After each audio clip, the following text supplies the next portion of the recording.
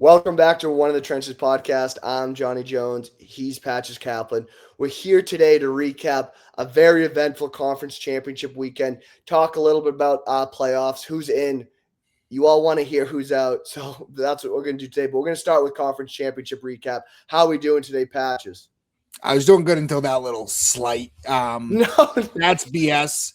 I'm going to go on my lecture in a little bit, but before yeah, I we'll get talk myself games so first. mad, my doctor called. He said he knew I was having this podcast. He said to be very, very careful, or else I will have high blood pressure induced heart attacks. So I'm going to save that. I'm only allowed one heart attack during this podcast. Johnny, great Awesome. conference championship week. Awesome. What a week. One of the best that I remember in recent Yeah. memories. Most who keep saying in this argument that conference championships don't mean anything. What's your take on that? No, okay. I just think people are afraid of change. Like everyone was like, if we have a 12-team playoff, the game's going to mean less. And we talked in length last week about how a lot of games down the stretch ended up meaning more because more teams were getting in. Like, Texas A&M, Texas, stuff like that. Vandy, Tennessee, like games mattered at the end, which, like a 2-loss team, the last 4 games of the season usually meant nothing. And we saw a lot of meaningful games down the stretch. And I think conference championship weekend still matters, but it matters a little differently. Like BYU, Texas Tech, that was a playoff game for BYU. It was. Duke, Virginia had a lot of playoff implications. Getting Miami, maybe if Virginia wins that game, Miami doesn't get in. And then what domino does that affect? Like Notre Dame or even like Indiana, Ohio State has a lot to do with seeding. Like JMU, Troy, North Texas, Tulane, like those are playoff games. Like this weekend mattered differently than it always did in the past, but it was still so exciting. Where do you want to start? Just to elaborate on that, I hate this argument that conference championships, and one of our hater listeners, Keith, always loves to say, what can we do to make conference championships matter? Brother, they do matter. They matter both intrinsically, they matter both rivalry-wise, they matter for seeding. The only reason you're saying that this year is because Bama lost and didn't move in the rankings. I think that is truly the only reason why anyone could possibly argue that these rankings these conference championships don't matter. But I can promise you that Alabama would rather be where Georgia is, and I can promise you Ohio State would rather be where Indiana is, or North Texas where Tulane is. These games mattered, and you can just tell by how gritty they were, how much they mattered to Ohio State, to Indiana. Ohio State had a lot of distractions, and that was very, very apparent on the field. Starting with our group of fives, we had JMU versus Troy and North Texas versus Tulane. Tulane was allowing their coach to – he's still coaching, isn't he, Johnny Sumrall? I think both, right? Chesney is too, right? Or am I wrong there? Chesney is at JMU, yes. Yeah, no, I think they're both. Yeah, I think Tulane – I think departed for Oklahoma State. I think everyone allowed their coach to coach for in the group of 5. We saw a little controversy early in that North Texas Tulane game. Obviously, the final score was Tulane 34, North Texas 21. There's a little controversy, like a fumble going into the end zone, and then on one of the punt. So early in the game, I'm like, oh no, is North Texas getting screwed? But I think the more you watch that game, the more you saw that Sumrall's Tulane team was just a lot better than North Texas. This was a very good North Texas team. This was a fun game, but I don't know. It was Tulane all the way. I was really confused why they were an underdog. Obviously, that made me happy. They were my cheesecake pick of the week, but front to back, they were a better team. I think we also saw that in JMU Troy. Like JMU was just a lot better team. I know a lot of people are saying JMU is going to get killed by Oregon, and that's probably the case. But I don't want to take anything away from this JMU squad. They're a very good team. They're a very athletic team. They're not the biggest team, but they can get guys in space. And defensively, man, their secondary is great. Yeah, I'd love to see a group of 5 conference champion. And, I take nothing from the smaller schools winning. The FCS is having one of the craziest playoff that we've ever seen. We're not going to dive into that, but we are avid fans of smaller schools. Yeah. With that being said, there was not a group of 5 team that wowed me like Boise State did last year. There's not a group of 5 that wowed me like Cincinnati did a couple years ago. So I'm sitting here and complimenting them. Great win for JMU over Troy in the conference championship, and we're going to sit here and pretend like they belong in the playoffs or such. I'm not going to dive into that, but the more that I talk about it, the more that I just think this whole thing was flawed. There was a chaos brewing. When I was a hydrology major in college, Johnny, we watched this documentary and we wrote reports on it. It was really cool about was it Mount St. Helens? Yes, the big Yep. one out in Montana that exploded, and how they were Yeah. basically able to test the air and test, the rocks to pinpoint when exactly it was going to go, and within reason. And where I'm going with this is that the college football playoff was brewing a storm like nothing we've ever seen, and it played out. I would say 2 out of the 3 most chaotic ways, with Duke winning, with Bama losing, and then the only one we missed was BYU upsetting Texas Tech. And this set the world on fire for a lot of reasons. We're going to jump into it, but I want to go to BYU and Texas Tech next. Did you see what Coach Sataki said about Texas Tech? No, what he said. Oh, did he say they're like the best team in the country? Is that And I respect it. There is not an ounce of me that disagrees with that statement. And I'm really upset. I was looking at the bracket a little bit. I'm really upset to see Indiana and Texas Tech play in the semifinals. Low key, I think those two might be the 2 best teams in the country. Yeah, I just think I was so like week in and week out on this podcast. I talk about Texas Tech's defense, and I talk a lot about Jacob Rodriguez. Obviously, Ben Roberts kind of took the spotlight this week. He had 2 critical interceptions in that game. But the first thing I want to say was first 10 minutes that game, I was like, is BYU going to do this? Obviously, Texas Tech gets the ball first. BYU gets to stop, and then they go 90 yards and score. And I'm like, whoa, Sataki turned down Penn State. Maybe he's got something going. Yeah. And then Texas Tech defense just absolutely took over. So, like I said, they got 90 yards that first drive. The whole rest of the game, they got 124 yards and 3. In addition to the 90? No, just 124 yards after that 90, which so one drive 90, rest of the game 124, couple picks, a couple missed field goals. That's just not going to do it. But I just really got to shout out that Texas Tech defense. But offensively, they look clunky at times. They look, that first half, they really struggled to get first downs. But, the more time you give this offense, Baron Morton is played a lot of football games, Virgil on the outside, and then they're just really not afraid just to pound the rock with Dickey and Williams. Like both those guys are getting, I think, last 3 games, both are getting 16 plus carries, both of them. A running back by committee. Virgil's a really good receiver on the outside, and you just got to give Morton time to kind of settle in. And you don't need to score 50 points with this defense. They just got to do enough. They just got to get to 24 points, and the defense is going to do the rest. Yeah, no, I saw something. Josh Pate was talking about OU today a little bit, and you were saying that your offense giving you 14 points is enough if you can consistently hold everyone else to 10. And I thought it was a crazy statement because it is so crazy that if Texas Tech, if there's truly not an offense out there that can score on Texas Tech, then their offense has got to do the bare minimum. I think there are some dynamic offenses out there. I'm curious to see how they do with the big boys. There would be nothing bigger than a humble slice of pie is if they get bodied in the first game of the playoffs, which would be the quarterfinals. Yeah, they play Oregon. Well, that would be a crazy game because Oregon's defense is good too. Possibly Oregon. Yep, possibly Oregon. Respected Bob Chesney, even though he just kind of said Jamie didn't deserve to be in, but no, they don't deserve to be in. But yeah, absolutely overly impressed by Texas Tech in the way that they were able to perform. Great defense, great turnovers. Yeah, just gritty football. Guys up front like Bailey and I just wanted to ask you, you were D lineman, man. How impressive is this D line? They're just getting home. They're getting home remarkable. With 4. Yeah, they didn't even get blitz. It's I said this all year. I don't know if you remember. I think it was week 3 when I watched them play Kansas. I think it was, or someone really early on. I said their defensive line is as good as it gets in college football. And when you have a defensive line that is that disruptive, you can play with anyone. It just comes down to, is it your day or is it not? Can you get these guys home? And look what Indiana did to Ohio State. We're going to talk about them in just a moment. But they were able to get 5 sacks against Ohio State. Yeah. Julian Sain didn't know what to do. He looked like an 8th grader out there. When the D-line has that type of ability to stop the run and then on third down, money down, able to get to the quarterback and effectively pass the rusher and get home with 4 guys, 3 guys, 5, you're going to win football games. You're going to get off the field on third down. It just seems like sometimes when you watch Texas Tech, there's blood in the water for the D-line.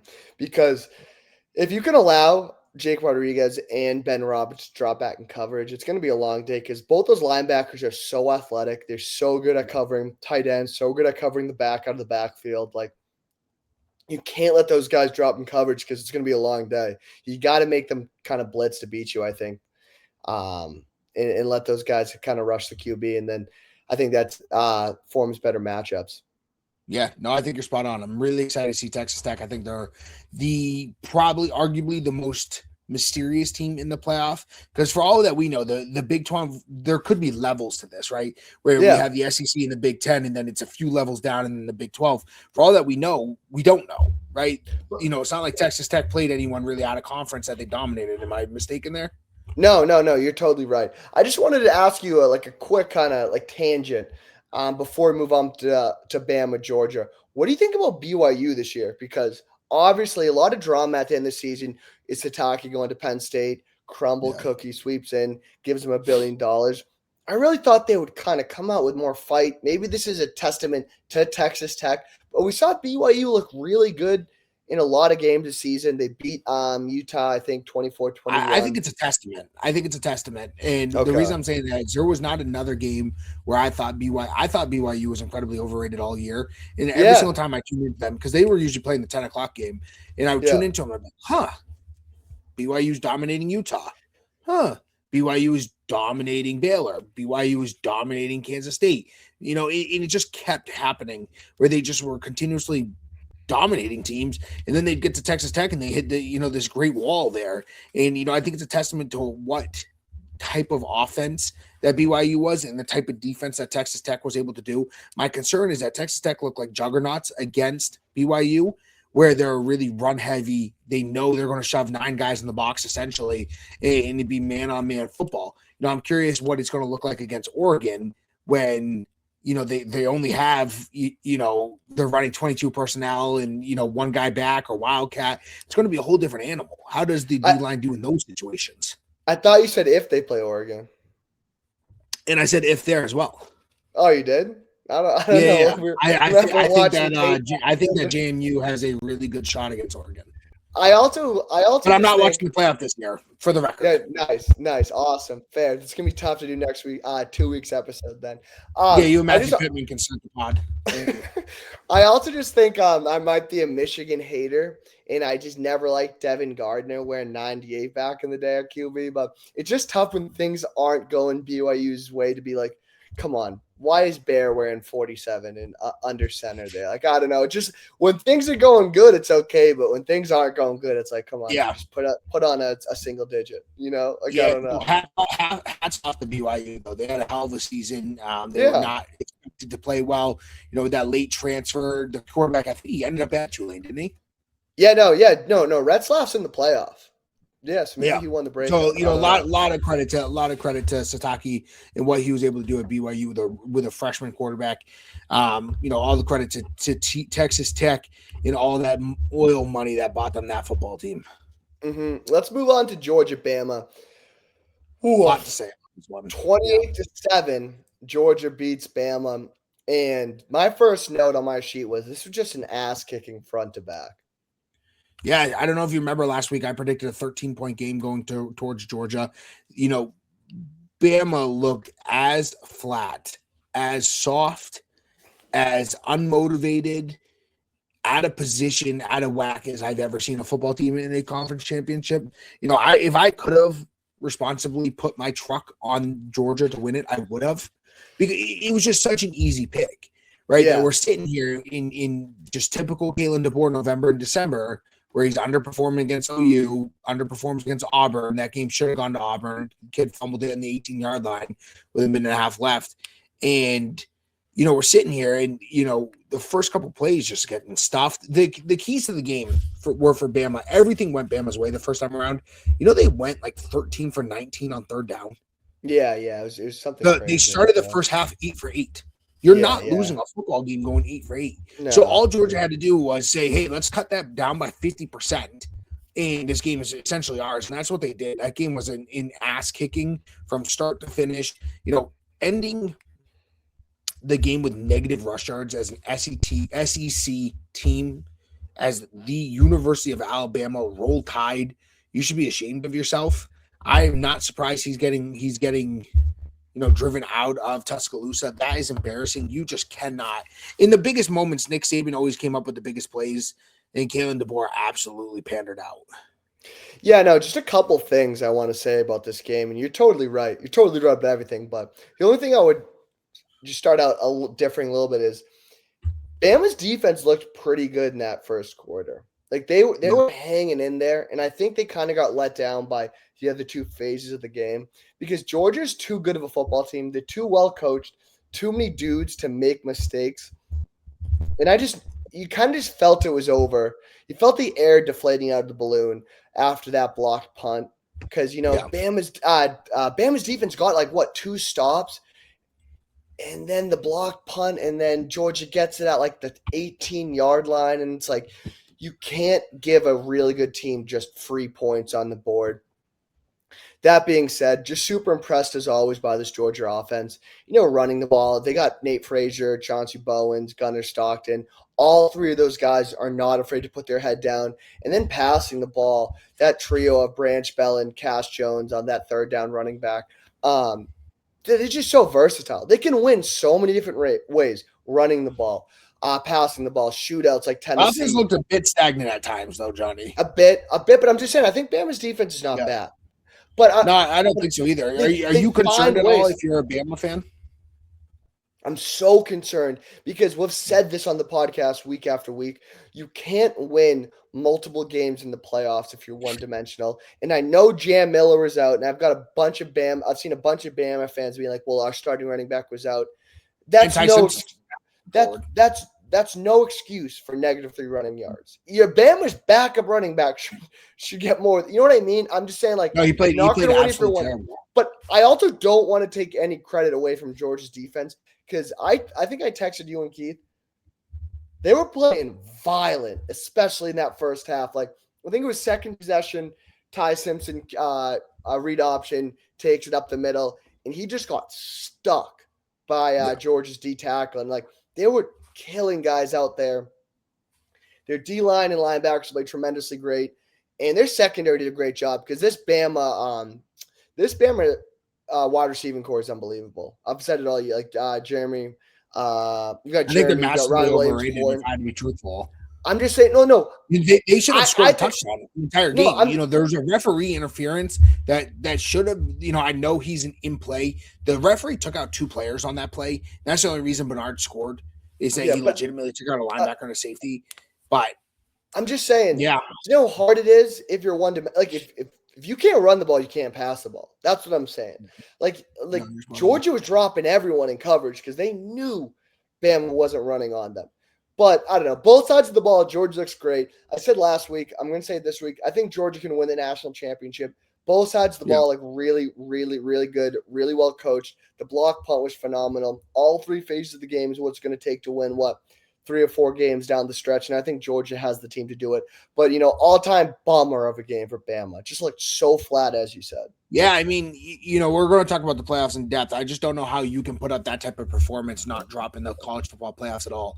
For us to sit here and spend the first 3 minutes of the pod and say the conference championship matters, and then this is everyone's argument. If it matters, why aren't there punishments for playing so cruddy in it?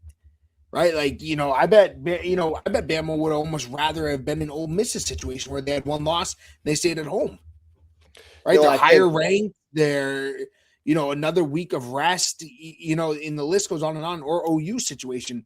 But it's to play in the conference championship is a privilege, but you have to be willing to deal with the downfalls of getting smoked in the conference championship. I know. I just think it's the committee was in such a bad spot because of how bad Bama played.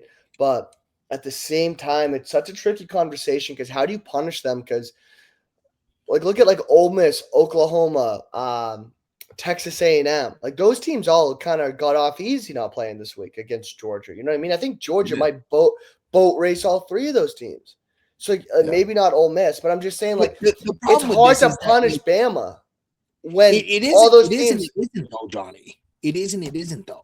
In the world that we live in, where these conferences are so damn big, that we are not seeing teams like, we have no idea what Oregon looks like against Ohio State. We can use That's the deductive reasoning problem. and to assume, yes, this is the problem.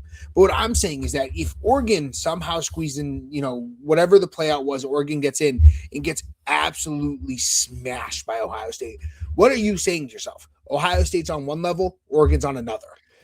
There's no doubt in anyone's mind if that situation plays out that they're saying that there's one team that is a lot better than another and that this is a clear definitive point. There's no one leaving the SEC championship in Atlanta, Georgia, thinking that Bama is on the same level as Georgia. And there's no reason the committee has to just tunnel vision that and ignore that other data point. It's funny, the data points that we're selecting for isolated instances that we're just completely ignoring. I agree and disagree with what you're saying because I don't. Can I add one more thing to it? Let me add one more thing. Yeah. It should be a rarity that your performance in the conference championship has any influence negatively. I this totally was one of those times. I totally agree with that. But my point is, I think it's less of a should we punish teams for playing this weekend problem? And I think it's more of what you were saying. We can't have 20-team conferences. Isn't it though? We need it. Teams for having such an easy schedule. No, but I'm just saying we need to get conferences small enough where everyone plays each other, or you might miss one or two teams, because then the measuring stick becomes a lot easier to read. Like we see Oregon versus Ohio State and Michigan and Penn State, or we see Bama versus it's crazy. A&M only played Texas out of the good teams in the SEC. That is so stupid. The SEC has gotten big enough that Texas A&M played the bottom 8 teams and Texas. That's dumb. I'm just saying. It's less of should we punish teams? We shouldn't punish teams for playing in championship week, but we should shorten these conferences to make it easier to read the field. We can't read the field right now. You're right. I love Oregon. I think Oregon's a great, great football team. But how do we know that? How do we know A&M's good? Yeah, we are. Yeah. I think you and I are seeing the same thing. You just need to take the next step and admit it that this is another data point where you're saying these are the best 2 teams that Greg Sankey can offer. These are the best 2 teams, right? Okay. One dominated and smashed another. And now we're saying, are they really? Was Bama really the second, the one and the 2 in this situation? Wouldn't have Ole Miss, OU, Texas A&M, any of those performed better in that situation? And that's what I'm saying is that when you have a schedule, let me just read you this schedule. You tell me what team this is, because I had to quickly Google this because it's that insane. We have a team in the Big Ten next year that plays Marshall, Temple, Buffalo, Maryland, Michigan, Northwestern, Minnesota, Purdue, Rutgers, USC, Wisconsin, ends the year at Washington. You know what team that is? Well, it's got to be Oregon if they end the season in Washington. It's Penn State, Johnny. Penn State Nittany Lions.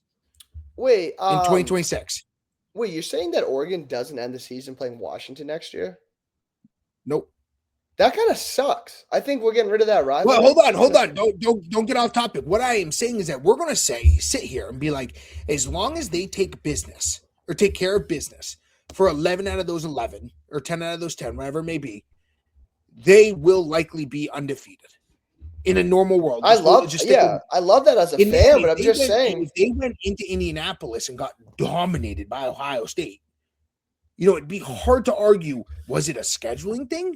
Or is this truly a difference in talent? Yeah, we agree. What I'm saying is that I never felt that Alabama was the second best ranked team or first best in the SEC, that this was purely a scheduling. They did not face some of the monsters when I don't know. I don't know that answer. I think it's what I'm saying is that as our conferences get bigger, the variance in talent and the variance in credibility as a powerhouse is going to grow. Yeah. And with that, there has to be some consequences for underperforming against the truly best of the conference. Okay, the only part where I would disagree is because I think, besides Ole Miss, I think if A&M and Oklahoma might have the same result against Georgia. So, it just sucks to punish Bama, and you're not going to punish those guys. I think A&M gets killed by Georgia if they play right now today. And so, how aren't you going to punish them for not playing? They get rewarded for not playing? Because then we're going to get to a point where Bama's going to be if Bama opted out of this game, they're in. but if they play in it now, they're out. Why would they choose? Why would they play in it? That's what I'm saying. That's why we get into a dangerous territory when we're punishing teams for playing this week. You should argue, why should they be in the first place if it's that sensitive of a topic? If they are one loss against the best team in the SEC away from missing the playoffs, there's something. It's funny because people always use this backwards ass argument. Notre Dame should win the games that they're presented with. Bama should win the games that they're presented with. Bama should win the games that they're presented with, Johnny. And they're not presented with they're not presented with the SEC. And the discipline that comes with losing those games. Well, not the SEC championship. Okay, well, your argument doesn't make sense because the SEC championship is an extra. No, the SEC championship's an extra game. Notre Dame doesn't have that measuring stick of a game. They don't have a championship game with so Bama's not having that extra measuring stick. Yeah.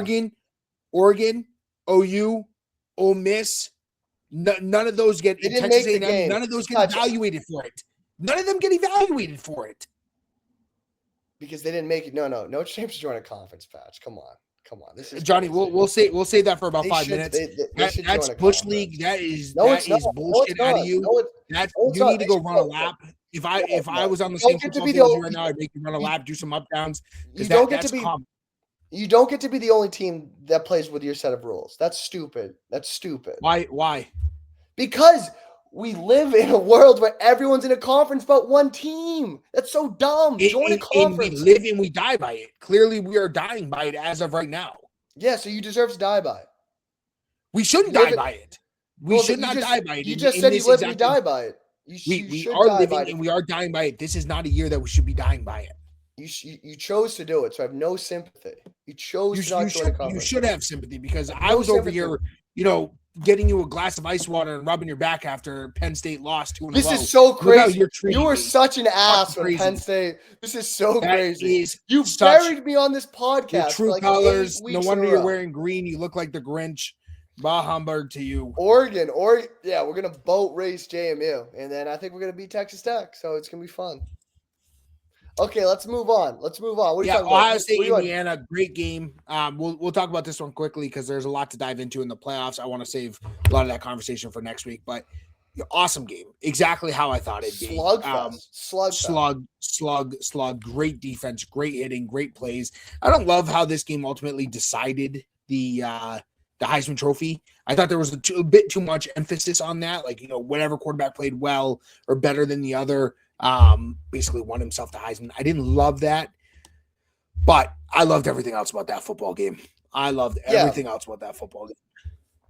Yeah, I think this game ultimately came down to, I don't know, two things. And it might be the same thing, just how you word it. It was who was going to make the least amount of mistakes and who could make a play late. And that's what you saw. You saw a couple interceptions both ways. You saw some missed field goals. You saw some great defensive calls, which we never hear. You always hear about great offensive play calls, but never defensive play calls. I want to really shout out Matt Patricia and Bryant Haynes. Both those guys I thought called tremendous games defensively. Both those defenses were awesome. It was a slugfest. Both D lines, monsters. You mentioned it earlier today that Indiana's D line was all over Julian Sayin. Yeah, Julian Sayin was running all over the place. Also, Mendoza was too. Ohio State's defense played awesome. 13 points. Man, if you can hold anyone to 13 points, especially with Ohio State's offense, we're winning that game. Ohio State's defense. Whoops. Sorry, I pulled up a website and started talking. I thought that was you for a second. No. Ohio State's defense. Do you think that could be a preview of the national championship? Very well could be. Be. Yeah, because they're on opposite sides. Yeah, it could be. Both these teams are really good. Both these defenses are really good. And I think coming into the game, and everyone want to talk about Sayin versus Mendoza, and we really was Patricia versus Haynes. That was a great game. But, you saw Mendoza just extend the field, especially in that second half, kind of extend drives, burn clock. And I forget the receiver's name, but are you a little bit concerned about Ohio State at all, Johnny? Some absolutely terrible play calls out of Ryan Day. I thought he coached pretty soft at times, like he normally does in big situations where he coaches to not lose but not to win. That fourth and one with Julian Sayin just made absolutely no sense to me. That was bad. That was bad. There's a lot of decisions that I just didn't love. When it comes to him in tight games, he kind of cowards out. And that has me a little bit concerned for Ohio State. They looked human. Anyone that watched our show probably saw our short. It reminded me of Rocky IV, where Sylvester Stallone in the third round lands his first real punch against Ivan Drago, and they scream, he's cut, he's hurt. And, it was an awesome game. I'm taking nothing from it, but, my idolization, my putting Ohio State on a pedestal has come and gone. Yeah, I don't know. I agree what you're saying. I think they played a little conservative, but this is also a team I saw played conservative against Michigan last year, and then they went out and just boat raced everyone in the playoff. I don't think they're boat racing Indiana in another rematch, though. I don't know. We'll see. We'll absolutely see. I'm just saying this offense is still so talented. Jeremiah Smith obviously gets talked about so much, but Carnell Tate is so good. So good. I know people are just starting to talk about him, but he's awesome. Bo Jackson has really progressed throughout the year. I think this is still a really good Ohio State team, but you should just like a gross slugfest. And you got to give a little no, not a little. You got to give a lot of credit to Mendoza. Like, he made some big-time throws late in that fourth quarter to, extend the game, extend drives, burn clock, and beat Ohio State. And, Signetti, what a turnaround. You got to give him all the flowers in the world, because holy crap, what a job he's done at Indiana. This Indiana team could win the national championship. Yeah, it is truly unbelievable what he did. I was really, really early on in this train. I was very, very early on, and I was very loud about my approval and my praise to Coach Signetti. And, I love to see it. I do love to see it. Former CAA guy, coached at Elon, and JMU, also a former affiliate. It is just great to see. I'm really excited for what they have in store over at Indiana. Johnny, I got to start talking about my Fighting Irish, or I'm going to go batshit crazy here. I got to just say one more shout out. One more shout out. I want to shout out Manny Diaz. Everyone has been. Shut up. Can we skip this one? No. You should. Losing 5. You're going to shout out a coach who lost 5 games. Good to know. Bars that low in the old Johnny household. I like Manny Diaz. I think he's a good coach. I think he got kind of screwed at Miami. He did a great job at Penn State. I'm going to say everyone's ready to shut all over him. But you know what? Who cares? Play it. If they're going to let you get in the ACC championship game, it's not his fault. He doesn't make the ACC rules. It's not like you can only play the games you're presented. And they threw him in that game, and he won that game, and he won the ACC. So that's awesome. I think it's also funny he won it before Mario Cristobal. They're both at Miami. They ran Manny Diaz out of Miami. Guess what? I know Miami's in the playoff, deservedly so. But, they beat Manny Diaz beat Virginia. Virginia also loser of the week. Blew that like playoff spot right there. Yeah, no, absolutely. I still think about how SMU should be this week's loser of the week as well. Oh yeah, they were losing last week. Well, I'm just saying it was that bad of a loss, blowing that game. That's what I'm this whole situation. How are you gonna be mad at Manny Diaz though? That's what I'm saying. Like, it's. I'm not gonna be mad at Manny Diaz. For the record, I'm mad at the world, right? Like, I punched a tree. I'm very upset. A lot of people have shown me who their true colors are, you included. I have some family members now who I will never talk to again for the way that they acted and performed Sunday at 12:30. No, boom is fine. Some of my other ones, the non-Notre Dame fans, sick to my stomach talking. You have non-Notre Dame fans in your family? Okay, that's a few of them. That's crazy. I didn't know that. Wait, I want to know who they are later after the podcast. I want to congratulate them on a fun weekend. So, Johnny, let me paint a picture for you, okay? And I'm going to try not to be theatrical here, but this is truly how I felt. So, I work, as everyone knows, Saturday night from about 10 o'clock at night to about 6:30 in the morning. I am at work. And while at work, a very slow day at work, I check the odds occasionally. Notre Dame is minus 1,500 to make the playoffs. That's weird. Bama is minus 300. Miami plus 210. So then I check again about 3 a.m. At this point, I'm starting to see stars. I've already consumed a Snickers bar, had a soda, trying to stay up. Nothing's really working. So I check my DraftKings app. Notre Dame is minus 1,200. Miami's now plus 125. Bama stays the same. Not even that worried about it. I'm not going to create more problems in my own head. So I get home and I go to bed. I set my alarm for 1 o'clock. Goes to show how little emphasis I put on this because I thought I played it out in my head exactly how it would go. Then, you know those old jokes, it's like when you wake your mom up in the middle of the night, how she gasps for air and she acts so shocked and she doesn't know where she is. That's how I felt. Woke up, it was 12:33. I look at my phone. It's so bright. I can only open one eye. I see Miami pop up on that college football selection show. And I said, I have to be dreaming. That's not the one you should have been worried about. It was Bama. And then I closed and I closed my eyes again for about 15 seconds. And then my phone just starts going bananas. And I know this is not a good sign for me. Just my mental health. Props to me. I wellness checked you. Props to me as a friend at wellness. I checked you on your as a friend, not to rub anything in, just to see if you're okay. It did not go the way you thought it would. And where I'm going with this, all jokes aside, is that we are sitting here in one of the arguably the most flawed seasons of college football. It will go down in history. Notre Dame being left out of the playoffs will be in the same conversation as 2023 Georgia or 2022 Georgia, whatever team got left out after they lost to Bama, and they should have been in over TCU. Not TCU. They should have been over. They beat TCU. Yeah, I'm forgetting who it is, but whoever it should be. It's going down as arguably one of the most. Penn State. When Penn State got left out for Michigan State, that sucked. Penn State lost one game that season. Oh, yeah, I remember that. Yeah, that was so bad. Lost by 31. Yeah, they got smoked.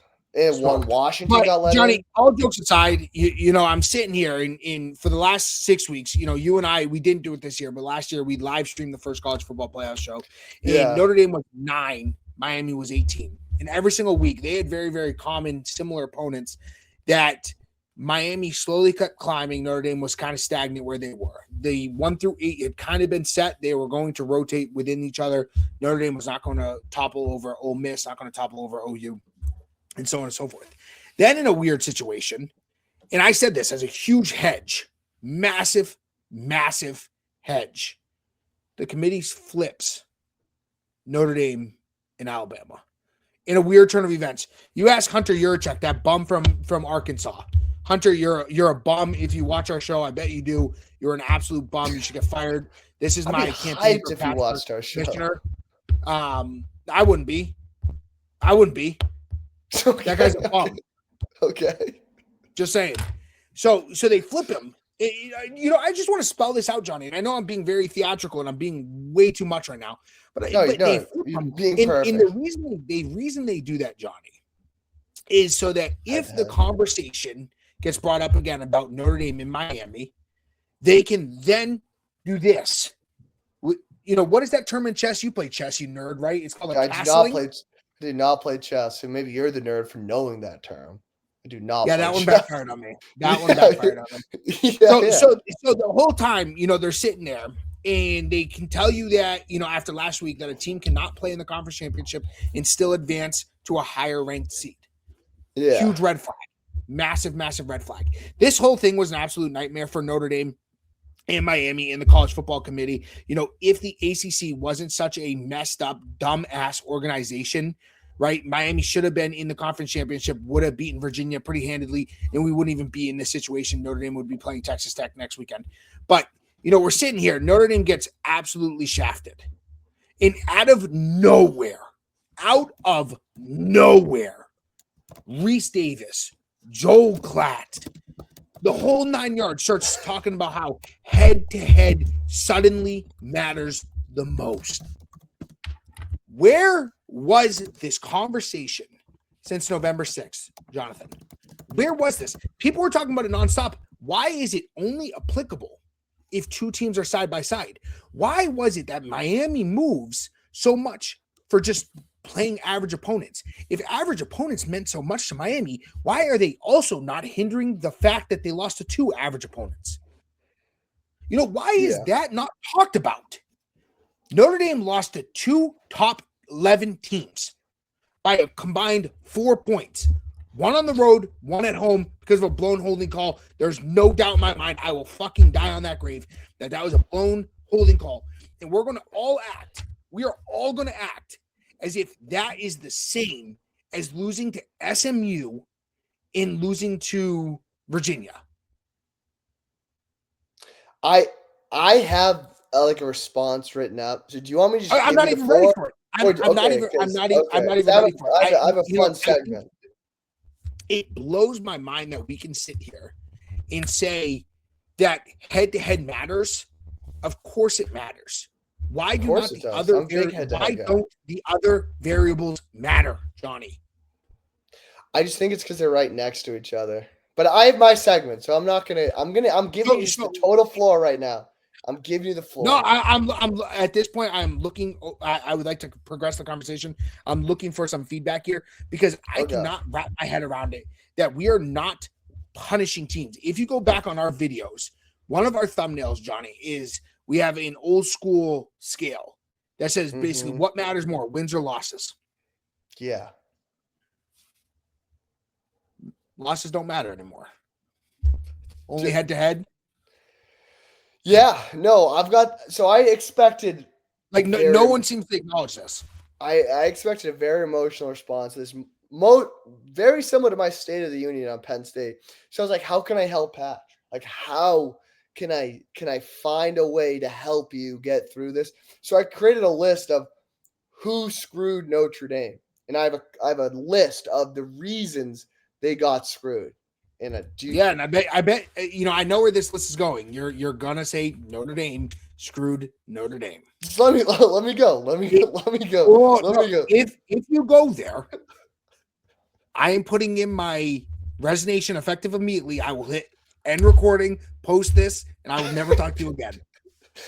Continue. Okay. So the first two are very obvious. It's Bama and Duke. And this was like the first thing that came to my head was, well, Bama did screw them because Bama looked so bad.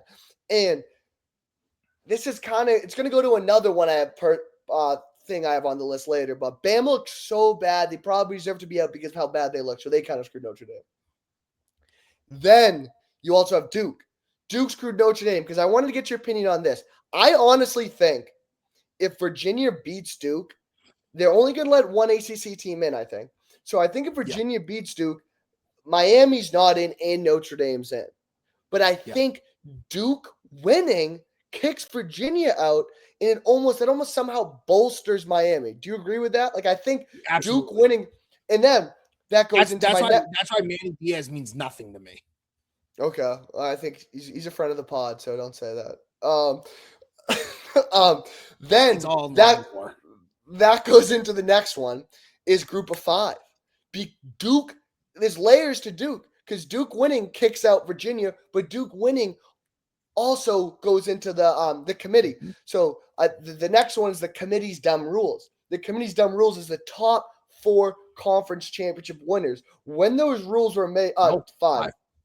Sorry, when those rules were, that's what I meant. Sorry, when those rules were made, there was no way they thought that one of the ACC, Big 12, SEC, or Big 10 would be kicked out. They always thought that those teams would be automatically in, and then it'd just be a Group of 5, and they just wanted to throw a bone to the Group of 5. But the fact that a 5-loss Duke team won, and this kind of goes to the point of these large conferences, that kicks them out, and that puts 2 Group of 5s in. So Duke winning screws you 2 ways because it kicks Virginia out, but it allows 2 Group of 5s to go in. So it's like you can be mad at the Group of 5, but it's really Duke and the ACC that screwed you. It's not that because they just got in. They didn't ask for 2 teams to get in. You know what I mean? Like, no, I know they're a product of what we have included. The only thing that I'm looking positively at this season and how the way the committee played out is that we're going to have a lot of revisions. They're never going to allow this to happen again. And we're all seeing that with the whole viral MOU memorandum of understanding with Notre Dame. And I'm not going to get into that because I think that's a little bit of bull jive. But what I am saying to you, on you, I think that's going to backfire on you because I saw that went public, and then there was this overwhelming response from ADs being like, "Well, if they're going to jump us, in that then ADs from Power 5 schools are now going to be de-incentivized to even schedule Notre Dame. So I think that's going to happen. I really do think ACC. Especially after Notre Dame's AD had like a temper tantrum flipping on the ACC. I think ACC didn't have a temper tantrum. He rightfully so. He went and lobbied for his school. I just think ACC and Big 12 teams are going to be like, why would we ever schedule you anymore? The ACC shouldn't. We shouldn't play with those bottom feeders. So who are you going to play then? We'll play in the conference. Play the Big 10. Big 12. Those teams won't schedule you either if you're going to do this. It's just like, you know what I mean? Teams always want to schedule Notre Dame. The viewership alone pays for it. No. No. Let me just go off on that. What screwed Notre Dame? Well, I've got more on the list, but I'm just saying, if we're in a world where say the Texas A&M, I don't know why that's wrong. Right, if we're assuming that if Notre Dame's ranked in the college, no one wants you on the schedule if you're good. I guess I don't. How does that make any sense? Why would the ADs even bother with that? No, because if we're a top-ranked 12 team, then you're getting a win or a loss against a top 12-ranked team. Why would you want to play them if you already got a tough SEC schedule? If you've got a tough SEC schedule, how does that MOU change anything? Because look at Texas. Because they lost to Ohio State. Now they're out of the playoff. That MOU doesn't change any of that. No, I'm just saying these ADs are petty. They're not going to want to schedule you. That I don't know. And then the AD was like, we had the most dominant 10-game stretch in the history of college football. That was a crazy thing to say, especially because I don't think it's that far off. We beat every team by 14 or more points. You played out of that stretch, out of the 1, 2, 3, 4, 5, 6, 7, 8, 10. Out of the 10 games, you played 4 teams ranked in the 100s and 4 teams ranked in the 50s. Play the games that you have on the schedule. What else are we supposed to do there? We also beat West Conference champion. We also beat Arkansas by 54 points. You said hold on. Boise's bad. We beat Arkansas by 54 points. They had 8 SEC losses by a combined 48 points. Explain that one to me.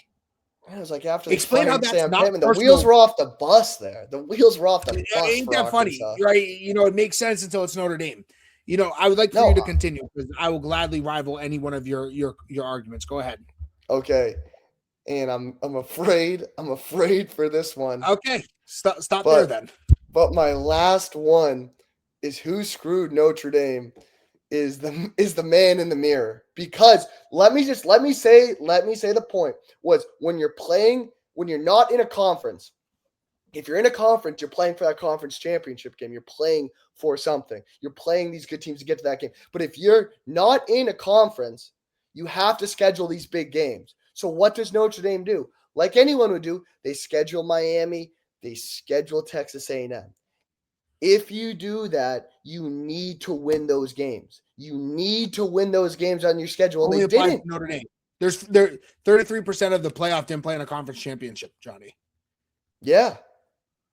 Yeah. The argument's invalid. People joke they didn't about win the big games. They didn't win the big. They don't have a big win. Miami won the big games. Miami won one big game. That was against Notre Dame.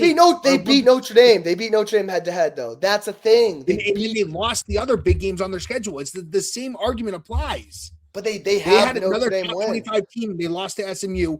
They had another top 25 team. They lost. What's Notre Dame's win though? What good teams did they beat? The way they beat the teams is their good win. The way they dominated Arkansas. Not when it's dominated like Purdue. BC and Arkansas. The way they dominated Boise. The way they dominated Syracuse. Those teams dominated Pitt. Those teams are bad this year. Johnny, it's the fashion in which they won their games, let alone the way they dominated every team in every conference besides the 2. It's a 50-50 ball against Texas A&M, the 7th-ranked team in the nation. It is a field goal game on the road, in the rain, in a hostile environment against Miami. No one is being held to this standard unless you are truly Notre Dame. And because you don't play in a conference. You put yourself in this argument when you decide to do your own thing. Johnny, playing in the ACC or playing in the Big Ten would have made no difference this year. You're not saying this about Oregon, who played Bush League bum-ass New Hampshire high school football teams. Dude, I thought you're gonna put down your own kind? New Hampshire high school football's catching strays, Patch? Don't do that. That's you. That's you. Don't put yourself down like that. That's crazy. What are we doing here? I'm just saying, Patch, No, Johnny, what you're saying Join is a factually wrong. conference. What you're saying is that join a conference as if we would have not had a better season if we joined a conference. That's undeniable. That is undeniable. If we join the ACC, the Big 10, or the Big 12 this year, we would have had a better record. Then why don't you do it? There's no need to. We shouldn't have Yes, to, there Johnny. is, because We you have got been screwed independent here. for Bro, hundreds of years. What would you do if, like, the New England Patriots were like, we're not going to play in the AFC East anymore. We're just going to do our own thing. That'd suck. Just do what everyone else does. The New Join a England Patriots conference. doesn't have the national brand that Notre Dame does. They don't? No. Okay, whatever. They have this big national brand, but I'm just saying. They do. You guys beat one okay team in USC this year. You don't have like if you guys split Miami, Texas A&M, you're in. If you split that, you're in. So it's just absolutely crazy to me that we're sitting here and saying, Notre Dame shouldn't be in because they lost their two biggest games. Yes. There are other teams in the playoffs who lost their biggest games, right? Patches, it was never about the best 12 teams. I just want you to know that. The playoff has never been about the best. That's what's wrong with it. You're sitting here like a sheep. I'm a wolf. You're a sheep. I'm a wolf. And you are defending. I didn't make the playoff. I didn't make the rules. I don't know why you think I'm on the committee. I'm not on the committee. I'm just saying. I bet you are. You're blind. You probably have some blood pact with them to make sure that Notre Dame didn't get in. I would not be surprised. I think there are a lot of people on my crappy list who I think have influence on this decision. You are one of them. You are one of them. Keith is another. Never do that. My wife Tiana is the third. What Keith was the biggest Notre Dame guy. I got like a because he knows deep down that they were truly deserving to be into the playoff. It's funny. It was never the best 12 teams. It was never that. I'm not saying Notre Dame was a top 5 team, let alone a top 12. No, that goes without saying. What the problem is we're sitting here and acting like JMU did more than Notre Dame and got in.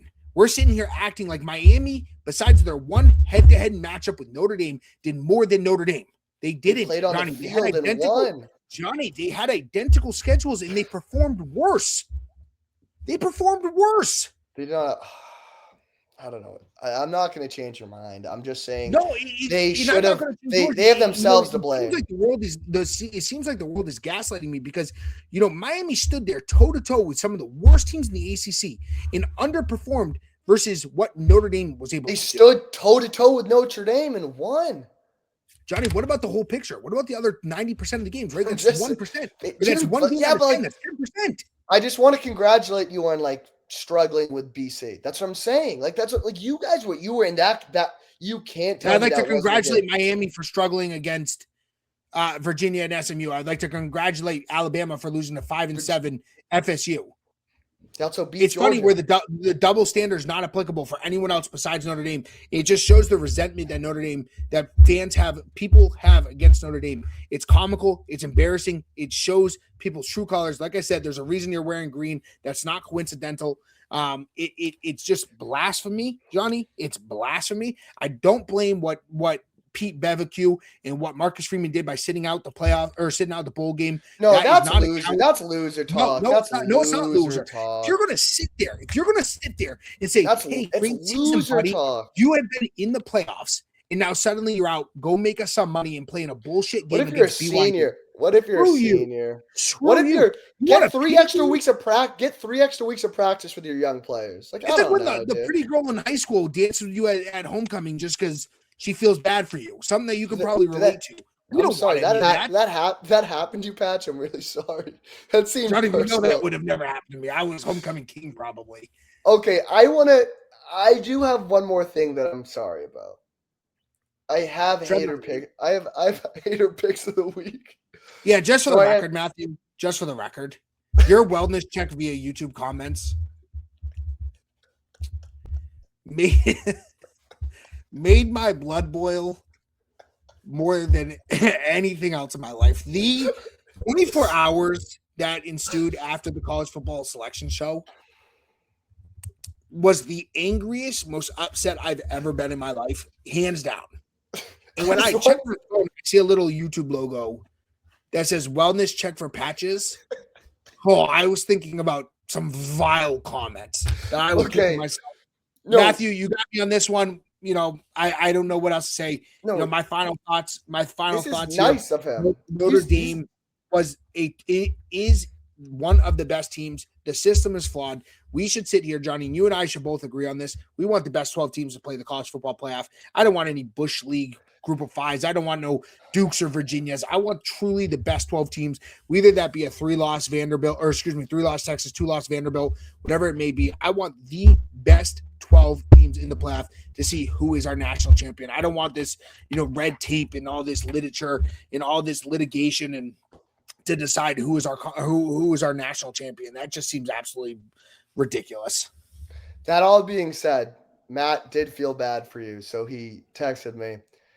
My only words to Patches are that UNC will play in the same number of bowl games this year as Notre Dame, and I'm very excited to watch JMU and Tulane play. Also, before you say anything, also let Patches know if it was up to Matt Pittman and if he could do anything, he would put Notre Dame in, and he's sorry. So yeah, he did. I don't believe that. I think Matthew was number 4 on my list who had influence over this decision. I don't know how. I feel like I'm in a movie where I have the strings from all the pictures and all the connections. There are a few people who I think have direct influence on this. I think Brian Kelly is one of them. I think you are one of them. I think that there is James Franklin is one of them. There's a lot of people on here. But nonetheless, Johnny, Go Navy. Playoff, yeah, I love this game. I don't know much about either of these teams this year. I'm going. You love the Navy. troops. Yeah, I do. I support them more than anyone else. Navy's better. Blake Horvath has been awesome all season. I think Navy's 9-2. I think they were a key point for your Fighting Irish this year. You guys beat them, but I think they're going to beat Army, but if Army wins, dude, we get to see them at the Fenway Bowl. So yeah, that'd be cool. It's electric no matter how you chop it up. It is funny that a 9-2 team in the AAC, a team that is in the playoffs, a 9-2 team that performs in that conference is not a positive check mark on Notre Dame's schedule. Nonetheless, Johnny, real quick, last thing before we sign off, because I need to go drink a glass of water and calm down here, is that we have multiple rematches. Matthew, this goes to you. This college football bracket is a freaking joke. And I don't think that's undeniable. Johnny, you're excited to see Tulane and Ole Miss again? Are you excited to see JMU and Oregon? Are you excited to see Bama OU? Well, honest. To be honest, I'm really excited for Miami, Texas A&M. Ole Miss, Tulane, I won't lie to you. It's just kind of a bummer because they've played. Alabama, Oklahoma, I am really excited about just because I think that's going to be a good game. Come on, that's going to be fun. No, I'm just disappointed. I would have loved to see non-conference matchups. It would have been better to change the matchups. I agree with you there, just because some of the teams have played before. That being said, I think Alabama, Oklahoma is going to be a great game. We're going to break down all these games for you next week. We're going to do a deep dive on all the starting games.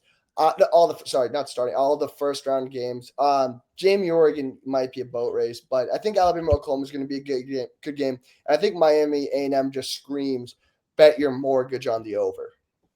Yeah. No, you're spot on. We'll talk about those in great detail. Just for the record to all our listeners, I will not be watching the playoffs this year. I will not watch another college football down until my Fighting Irish are back in contention. So I wish you and Matthew the best moving forward with this podcast. You, Keith, Matthew, great trio. This will be my last one. Awesome. Okay, well, we'll see you next season, Patch. See you next season.